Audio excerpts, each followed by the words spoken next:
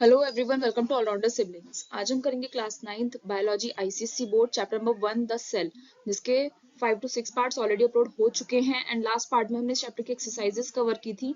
आज हम करेंगे इस चैप्टर के क्वेश्चन आंसर्स। तो प्लीज वीडियो को लाइक कीजिए, शेयर कीजिए। आई होप आप सभी को अच्छे से लेक्चर समझ में आ रहे हैं और आपको पसंद आ रहे हैं।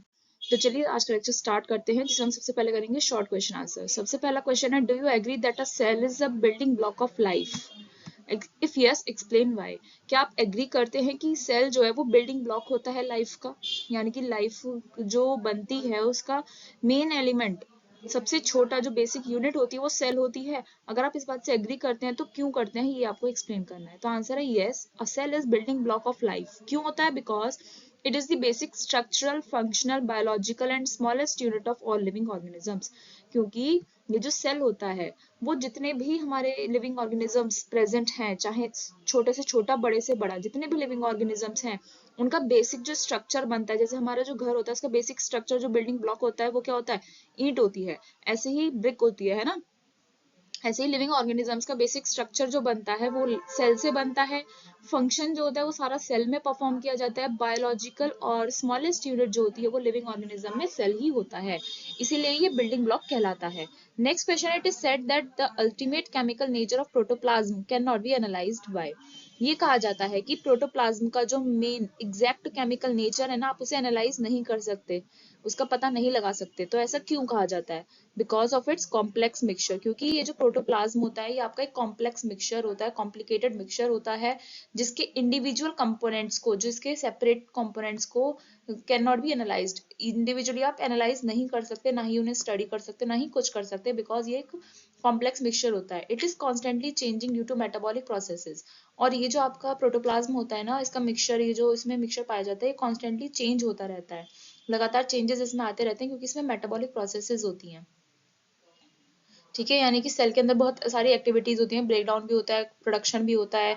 ठीक है, तो और कुछ लिमिटेशंस होती हैं, यानी कि प्रोटोप्लाज्म को स्टडी करने के लिए जो एनालिटिकल टेक्निक्स चाहिए, जो एडवांस टेक्निक्स चाहिए, उसको रिलेटेड कुछ लिमिटेशंस हैं, जिस वजह से हम इसके अल्टीमेट केमिकल नेचर को स्टडी नहीं कर सकते हैं। नेक्स्ट है, what is the cell, who discovered it and how. Cell क्या होता है, किसने इसकी खोज करी और कैसे करी? The smallest unit of structure and functions of a living organism is called a cell. किसी भी लिविंग ऑर्गेनिज्म का जो स्मॉलेस्ट स्ट्रक्चर और फंक्शन होता है उसे हम सेल बोलते हैं। Robert Hooke discovered cell. Robert Hooke ने सेल की डिस्कवरी की थी। He made observations of very thin slices of bottle cork. जो बॉटल पे कॉर्क लगती है ना, जो बॉटल पे कॉर्क लगती है, एक लकड़ी का जो छोटा सा टुकड़ा लगता है गोल सा, है ना, उसकी एक पतली सी स्लाइस ली थी उन्होंने, बहुत पतली सी स्लाइस ली, उसमें ऑब्जर्वेशंस किए थे। ठीक है, तो he discovered a multitude of tiny pores. तो उन्होंने ये देखा, जब उसे माइक्रोस्कोप में देखा तो उन्होंने देखा बहुत सारे छोटे छोटे पोर्स हैं उसमें, तो जिन्हें उन्होंने नाम दिया सेल। तो इस तरीके से रॉबर्ट हुक ने खोज करी थी। नेक्स्ट क्वेश्चन है, what is the cell theory postulate. Cell theory के पोस्टुलेट यानी कि मेन पॉइंट्स क्या हैं, एंड हु फॉर्मुलेटेड इट, और किसने सेल थ्योरी बनाई, किसने फॉर्मुलेट किया। Following are the cell theory postulates. Following आपको यहाँ पर पोस्टुलेट्स दिए हुए हैं सेल थ्योरी के। पहला पोस्टुलेट क्या है? पोस्टुलेट में मेन पॉइंट्स क्या हैं, इसके और कैरेक्टरिस्टिक्स क्या हैं। तो सेल थ्योरी का पहला पोस्टुलेट है, all living organisms whether plants और animals are made of one और मोर सेल्स। जितने भी लिविंग ऑर्गेनिजम्स हैं, चाहे प्लांट्स हों या एनिमल्स हों, सब एक या एक से ज्यादा सेल्स के बने होते हैं। एक सेल के हैं तो यूनिसेल्युलर बोलते हैं, बहुत सारे सेल्स से मिलकर बनते हैं तो मल्टी सेल्युलर बोलते हैं। नेक्स्ट है, the cell is the smallest unit of structure and functions of all living beings. जो सेल है वो जितने भी लिविंग बींग्स हैं उनके स्ट्रक्चर और फंक्शन का स्मॉलेस्ट यूनिट कहलाता है। All cells arise from pre existing cells. जितने भी सेल्स हैं वो पहले जो सेल्स हैं, अवेलेबल हैं, उन्हीं से नए सेल बनते हैं।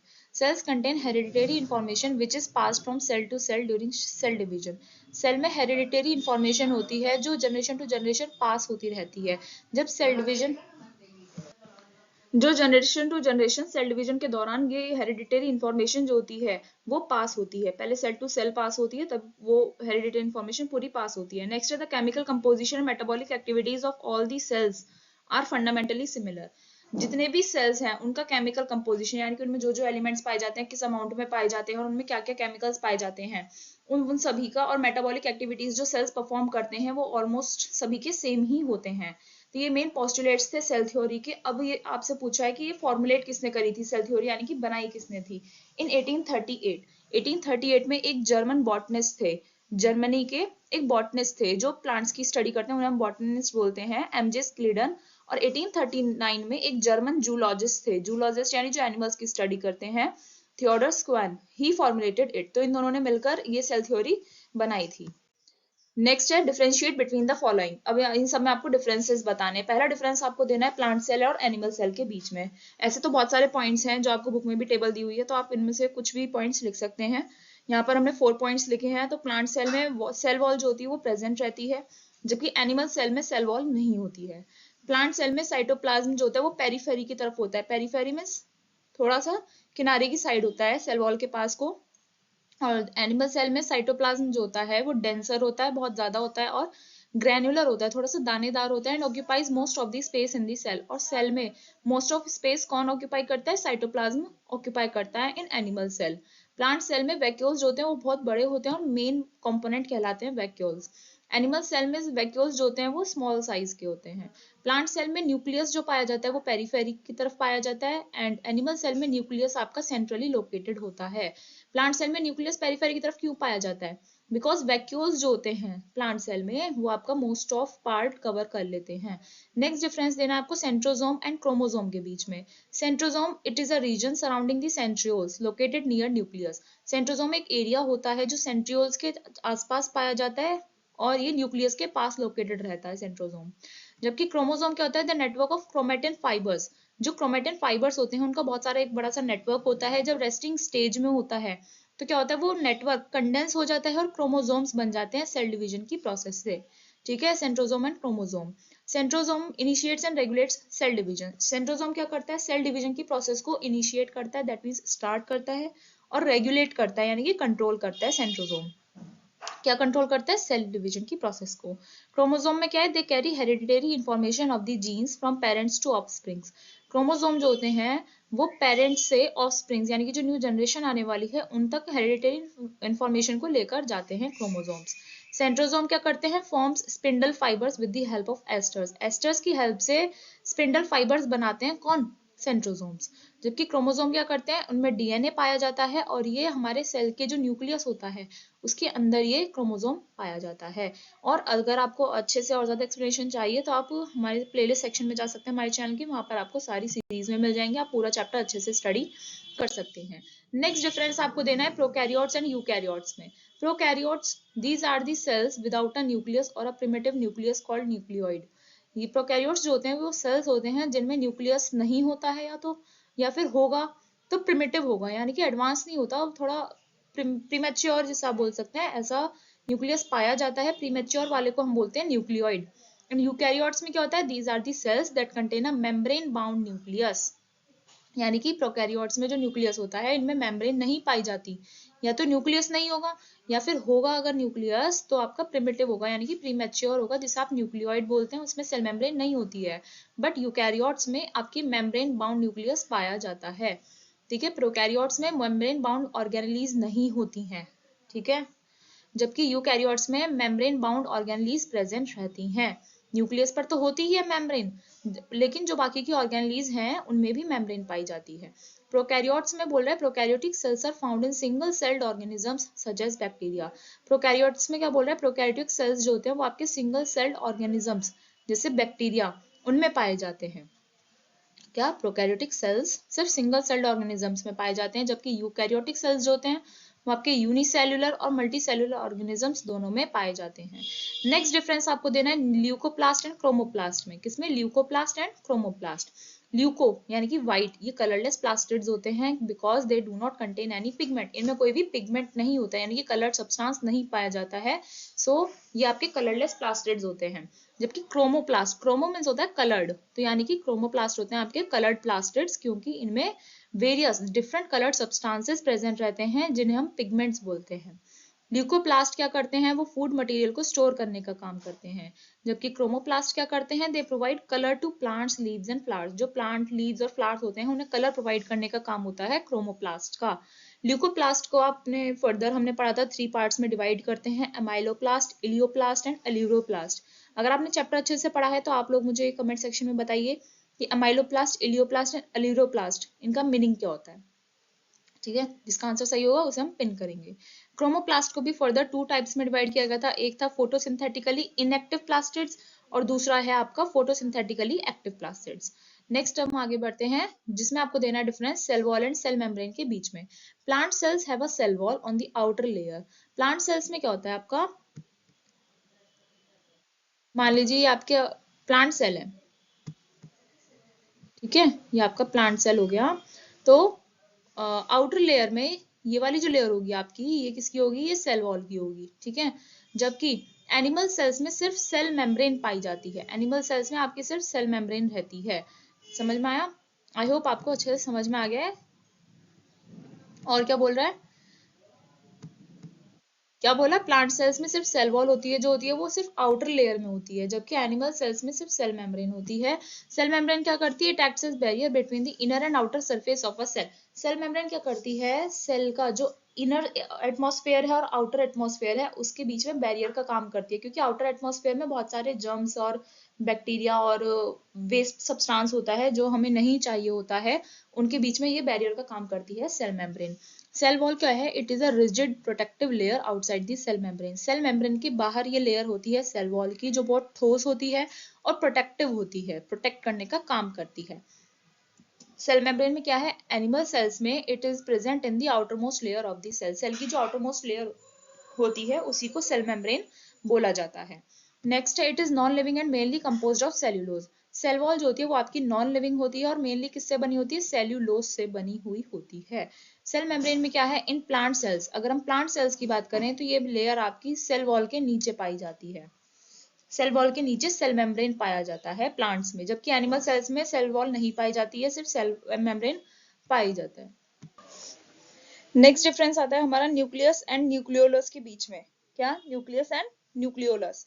न्यूक्लियस क्या होता है, it is the largest cell organelle which is mostly spherical and dense. ये लार्जेस्ट सेल ऑर्गेनेली होती है जो मोस्टली स्फेरिकल होती है, ठीक है, स्फेयर की शेप में होती है और डेंस होती है। जबकि न्यूक्लियोलस क्या होता है, दीज आर वन और मोर राउंड शेप्ड सबस्ट्रक्चर्स होते हैं जो न्यूक्लियस के अंदर पाए जाते हैं। न्यूक्लियस क्या होती है, लार्जेस्ट सेल ऑर्गेनेली हो गई, और न्यूक्लियोलस जो होते हैं वो राउंड शेप के सबस्ट्रक्चर्स होते हैं जो आपके न्यूक्लियस के अंदर पाए जाते हैं। न्यूक्लियस क्या करता है, सेल फंक्शंस को रेगुलेट करता है, यानी कि सेल के अंदर जो फंक्शंस हो रहे हैं उन्हें कंट्रोल करने का काम करता है न्यूक्लियस। न्यूक्लियोलस क्या करता है, ये राइबोसोम्स प्रोड्यूस करता है और प्रोटीन सिंथेसिस में यानी कि प्रोटीन प्रोडक्शन करने में पार्टिसिपेशन करता है। न्यूक्लियस कंटेन्स क्रोमोसोम्स, न्यूक्लियस में क्रोमोसोम्स पाए जाते हैं। Nucleolus dictates ribosomes to synthesise proteins. Nucleolus क्या करता है, वो राइबोसोम्स को डिक्टेट करता है कि प्रोटीन्स बनाओ। ओके, नेक्स्ट क्वेश्चन आता है, why are the cells generally of a small size. Cells जो होते हैं वो जनरली आपके स्मॉल साइज के क्यों होते हैं।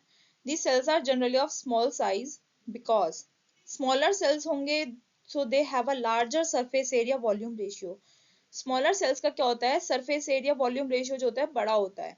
उससे क्या होगा, सरफेस एरिया वॉल्यूम रेशियो बड़ा होने से क्विकर डिफ्यूजन होगा, ठीक है। सेल्स आपके छोटे हैं, ये सेल आपका छोटा सा सेल होता है, ठीक, शेप पे मत जाना। स्मॉल साइज यानी कि सेल्स आपके छोटे हो गए तो इससे क्या होगा, इनका सरफेस एरिया वॉल्यूम रेशियो जो होता है आपका, क्या, surface area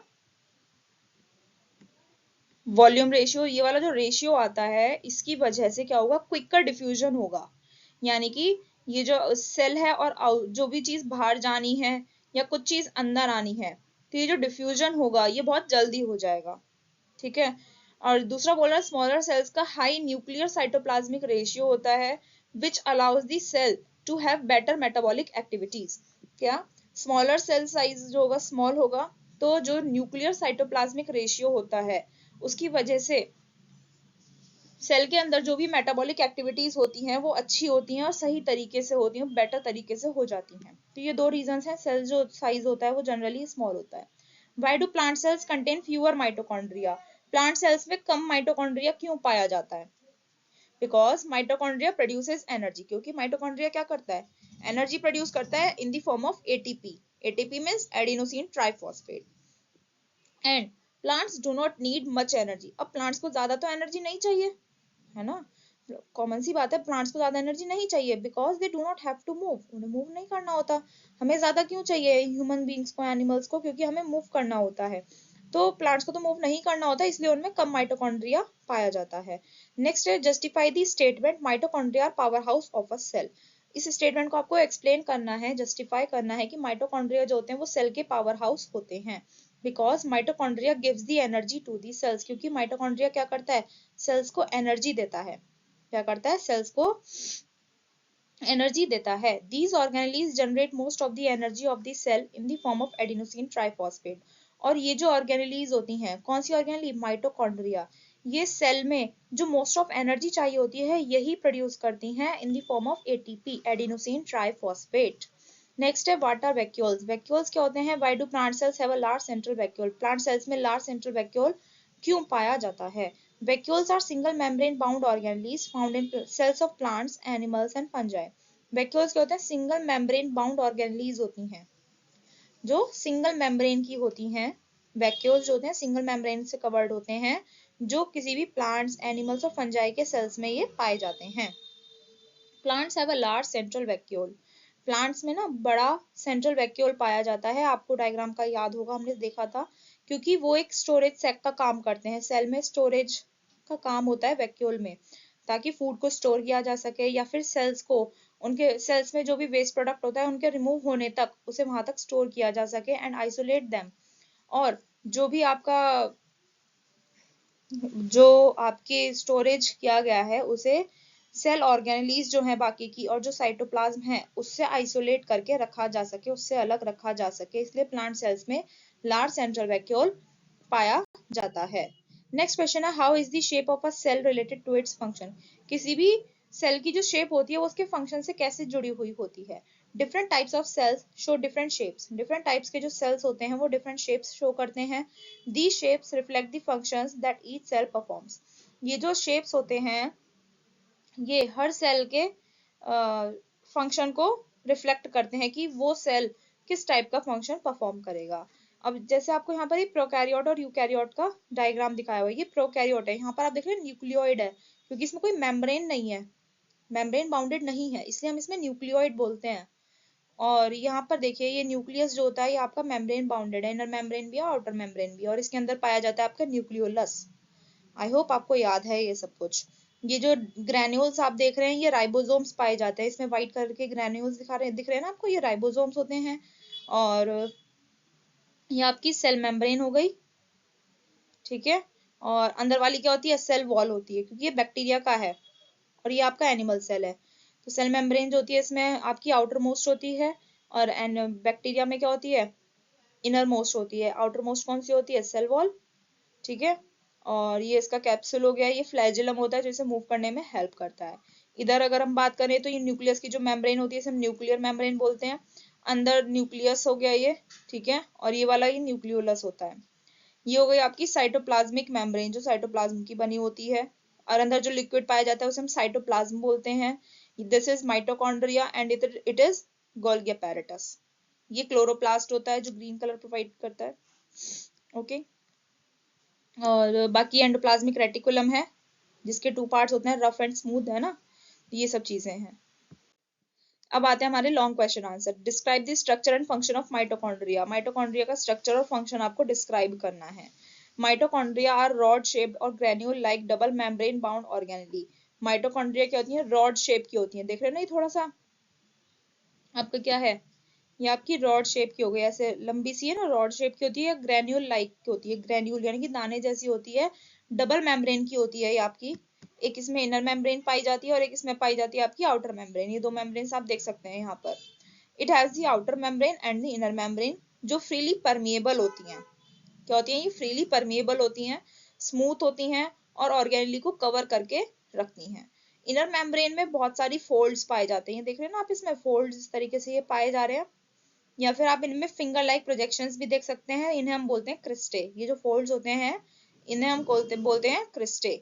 the cristae, cristae में क्या होता है आपका एटीपी प्रोड्यूसिंग, क्रिस्टे में आपके ATP producing tennis racket like particles होते हैं जिन्हें हम F1 पार्टिकल्स या फिर ऑक्सीजोन्स बोलते हैं, ठीक है। क्रिस्टे में आपके एटीपी प्रोड्यूस करने वाले कुछ पार्टिकल्स पाए जाते हैं जो एटीपी प्रोड्यूस करते हैं, उन पार्टिकल्स को हम बोलते हैं F1 पार्टिकल्स और ऑक्सीजोम्स। क्रिस्टे क्या करते हैं, it they increase the available surface area. जो क्रिस्टे जो होते हैं, जो सरफेस एरिया बड़ा है ना आपके पास, उसे इंक्रीज कर देते हैं, एनहेंस कर देते हैं, ताकि सेलुलर रेस्पिरेशन की प्रोडक्टिविटी की जा सके। ठीक है, सेलुलर रेस्पिरेशन को प्रोड्यूस किया जा सके, सेलुलर रेस्पिरेशन अच्छे से हो सके। The space bound by inner membrane is called inner chamber. जो स्पेस इनर मेम्ब्रेन के अंदर होता है उसे हम इनर चैम्बर बोलते हैं, और उसमें आपका एक ग्राउंड सब्सटेंस जिसे हम माइटोकॉन्ड्रियल मैट्रिक्स बोलते हैं वो भरा हुआ होता है। ठीक है, और उस मैट्रिक्स में क्या होता है, आपका कॉम्प्लेक्स मिक्सचर होता है। किसका होता है, proteins, enzymes, DNA, RNA, ribosomes, lipids, इस तरह के कॉम्प्लेक्स कंपोनेंट्स इसमें पाए जाते हैं। तो ये था आपका माइटोकॉन्ड्रिया के बारे में। नेक्स्ट है, draw a neat and label diagram of a chloroplast and explain its structure and function. आपको क्लोरोप्लास्ट का क्या बनाना है, अच्छा सा लेबल्ड डायग्राम बनाना है और उसका स्ट्रक्चर फंक्शन एक्सप्लेन करना है। तो आपका जो क्लोरोप्लास्ट होता है उसमें ग्रीन कलर्ड पिगमेंट पाया जाता है जिसे हम बोलते हैं क्लोरोफिल। ठीक है, और एक स्मॉल क्वांटिटी येलो पिगमेंट की पाई जाती है, उस पिगमेंट को हम बोलते हैं ज़ैंथोफिल। इन दी क्लोरोप्लास्ट में क्या होता है, chlorophyll traps solar energy. Chlorophyll क्या करता है, सोलर एनर्जी को ट्रैप करता है, यानी कि अपने कब्जे में लेता है, ताकि प्लांट्स में ये मिलेगी तभी तो वो कार्बोहाइड्रेट्स बन पाएंगे ना, कार्बन डाइऑक्साइड और वाटर का यूज करके फोटोसिंथेसिस की प्रोसेस में। और ये जो फूड होता है वो पूरे लिविंग वर्ल्ड का फूड बन जाता है, डायरेक्टली कह लो या इनडायरेक्टली कह लो। सो क्लोरोप्लास्ट को हम किचन ऑफ द सेल भी बोलते हैं। ये जो प्लास्टिड्स होते हैं ये प्लांट्स के एरियल पार्ट्स में ज्यादा पाए जाते हैं, अबंडेंट होते हैं, यानी कि मैक्सिमम अमाउंट में पाए जाते हैं। एरियल पार्ट्स यानी जो आपको ऊपर दिखते हैं, जैसे आपकी ग्रीन लीव्स हैं, स्टेम्स हैं, फ्रूट्स हैं, है ना, इन सब में ये क्लोरोप्लास्ट ज्यादा अमाउंट में पाया जाता है। Given illustrated account of the nucleus. Nucleus का एक इलस्ट्रेटेड अकाउंट देना है, उसी के बारे में एक्सप्लेन करना है। And how is it different from the nucleoid in a prokaryotic cell. Prokaryotic cell में जो न्यूक्लियोइड आपका पाया जाता है उससे कैसे ये डिफरेंट होता है, आपको ये बताना है। न्यूक्लियस का होता है आपका मेम्ब्रेन बाउंड स्ट्रक्चर होता है, यानी कि एक मेम्ब्रेन होती है इसमें, जिसमें सेल की हेरिडिटरी इंफॉर्मेशन होती है, और ये जो हेरिडिटरी इंफॉर्मेशन होती है it is transfer to the next generation, next generation में पास ऑन हो जाती है, and controls the cells growth and reproduction. और सेल की ग्रोथ को, रिप्रोडक्शन को क्या करती है, कंट्रोल करती है। क्या, nucleus. It is commonly the most prominent organelle in the cell. Most common और मोस्ट प्रोमिनेंट यानी कि मोस्ट फेमस और इम्पॉर्टेंट ऑर्गेनली है सेल की। Generally it lies in the centre of the animal cell. Animal cell की बात करें तो ये जनरली सेंटर में होता है न्यूक्लियस, जबकि अगर हम प्लांट सेल की बात करें तो उसमें मोस्ट ऑफ स्पेस कौन ऑक्यूपाई कर लेता है, वैक्यूल कर लेता है। इसीलिए nucleus lies at the periphery of the cell, इसलिए न्यूक्लियस उसमें सेल के पेरिफेरी पर पाया जाता है। ओके, अब ये डायग्राम हम थोड़ा सा देख लेते हैं। ये न्यूक्लियस हो गया आपका, और ये जो आप छोटे छोटे होल्स देख रहे हैं ना, ये जो होल्स आप यहाँ पर देख रहे हैं ये क्या है, आपके न्यूक्लियर पोर हैं, नहीं ये आपके राइबोसोम्स हैं। छोटे छोटे ये जो दाने से हैं ये राइबोसोम्स हैं, और ये जो हल्का सा बड़ा ग्रेन्यूल आप देख रहे हैं ना, ये आपके न्यूक्लियर पोर होते हैं, जिससे इसके अंदर सब्सटेंस आ भी सकता है और जा भी सकता है, जो जरूरी होता है। ठीक, और ये राइबोसोम्स होते हैं, यानी कि प्रोटीन सिंथेसिस होता है, अभी हमने पढ़ा था थोड़ी देर पहले। और इसमें क्रोमेटिन पाया जाता है, ये अंदर न्यूक्लियोलस होता है, और जो लिक्विड इसके अंदर पाया जाता है उसे हम न्यूक्लियोप्लाज्म बोलते हैं। और इसमें न्यूक्लियर एनवेलप होता है, यानी कि एक आउटर मेम्ब्रेन होती है और आगे होती है आपकी इनर मेम्ब्रेन। नेक्स्ट क्वेश्चन है, what is a chromosome. Chromosome क्या होता है और ये कैसे जरूरी है, सिग्निफिकेंट कैसे, इंपॉर्टेंट कैसे। क्रोमोसोम में डीएनए पाया जाता है, डीऑक्सीराइबोन्यूक्लिक एसिड बोलते हैं इसे, जिसमें आपकी हेरिडिटरी इंफॉर्मेशन होती है, एंड इंस्ट्रक्शंस होते हैं सेल ग्रोथ के लिए, डेवलपमेंट के लिए एंड रिप्रोडक्शन के लिए। क्रोमोसोम में ये सब चीजें पाई जाती हैं। क्रोमोसोम क्या होता है, आपका लॉन्ग स्ट्रिंग होती है, एक बड़ी सी चेन होती है जीन्स की, जो हेरिडिटरी इंफॉर्मेशन यानी कि डीएनए को कैरी करने का काम करती है, और it is formed from condensed chromatin. Condensed chromatin से ये बनती है, क्या, chromosome. Duplicated chromosome is comprised of two identical chromosomes. Duplicated chromosome भी बनता है इसमें, ठीक है, कैसे बनता है, जो दो सेम क्रोमोसोम्स होते हैं ना उन्हीं का डुप्लीकेट बन जाता है, तो उन डुप्लीकेट क्रोमोसोम्स को हम सिस्टर क्रोमैटिड्स बोलते हैं, जो सेंट्रोमियर से क्या रहते हैं आपके, यानी कि बीच में से जुड़े हुए रहते हैं। इस तरीके से ये एक क्रोमोसोम आपका ये हो गया, फिर दूसरा आ गया आपका इस तरीके से, ये आपस में, ये जो इनका सेंटर होता है ना, थोड़ा सा मिस्टेक हो गई है, ये यहाँ से सेंटर से जुड़े हुए रहते हैं। Okay, chromosomes are located within the nucleus of our cells. हमारे सेल के अंदर जो न्यूक्लियस होता है उसमें ये क्रोमोसोम्स आपके लोकेटेड रहते हैं। Each chromosome is made up of repeating units of DNA. हर एक क्रोमोसोम कैसे बनता है? डीएनए की रिपीटिंग यूनिट से बनता है, यानी कि पहले आपका यहाँ पर डीएनए पाया जाएगा, आपका यहाँ डीएनए पाया गया,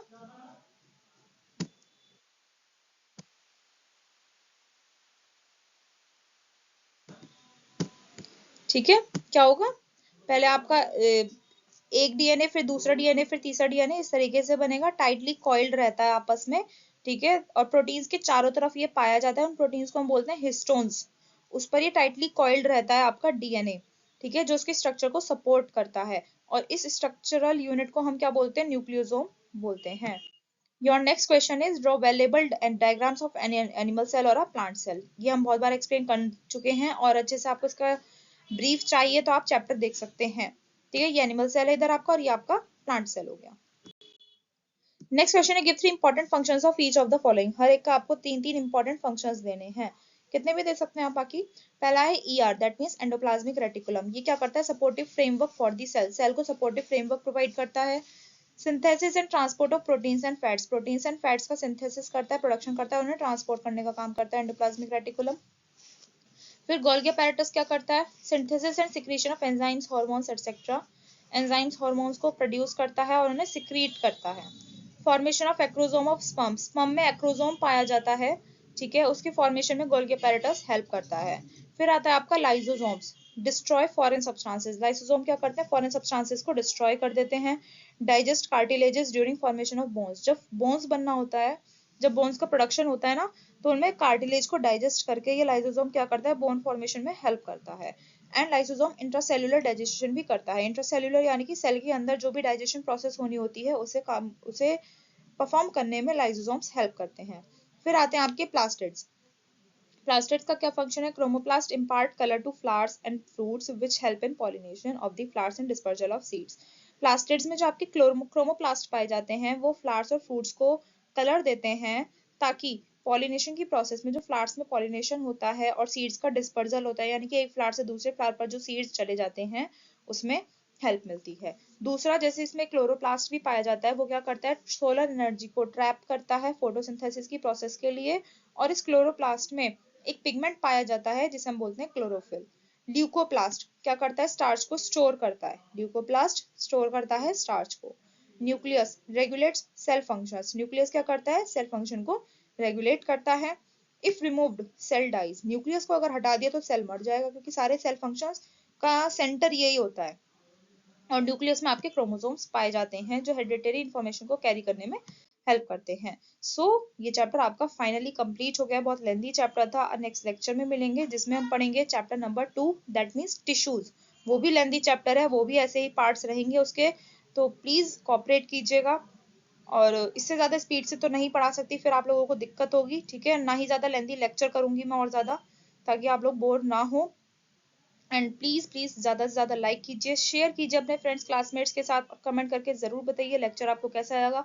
और चैनल को सब्सक्राइब करना तो बिल्कुल ना भूलें, साथ ही बेल आइकन जरूर प्रेस कीजिएगा ताकि आपको सारे नोटिफिकेशन सबसे पहले मिल जाए। Thanks for watching.